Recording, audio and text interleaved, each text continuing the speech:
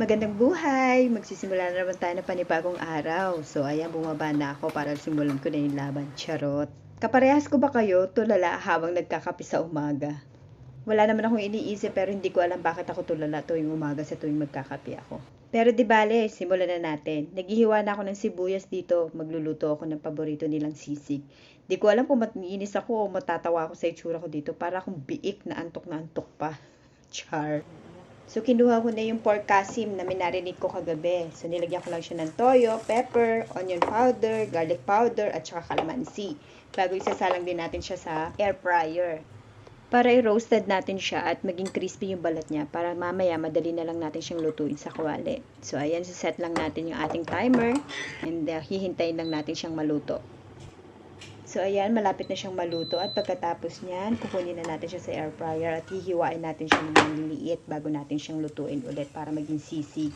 May kanya-kanya tayong style sa paggawa ng sisig. Ako naman, ginagawa ko, minamarinate ko muna siya overnight bago iihawin natin siya or i-roast ko lang po muna. And then after nun, ganyan po, hihiwain ko na siya ng mas maliliit at pagkatapos, iluluto po natin siya sa kawali. So, ayan, ito na po yung ginawa ko kanina. Hihiwain na po natin at pagkatapos, start na tayo. Hindi na po ako magbo-voice over kasi po, nakakapagod magsalita. Char. So, pag tunaw na po yung butter sa kawali, lagyan na rin po natin ng ating sibuyas na hiniwa kanina. At pagkatapos nyan, gisa lang po muna natin hanggang sa maluto. At nilagay na rin natin yung ating karne. Pagkatapos po natin siyang ihaluin, lagay na rin po natin yung ating sili para may kaunting anghang. At pagkatapos po nun, ilagay na rin po natin yung ating itlog.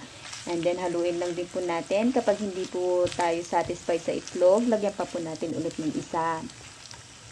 At pagkatapos po no, nilagyan ko na rin siya ng salt and pepper at pampalasa, pati na rin po itong kalamansi. At maya-maya ihahanda na rin po natin siya. So, ayan lamang po ang ating sisig. Maraming salamat. Sana po nag-enjoy kayo. Thank you!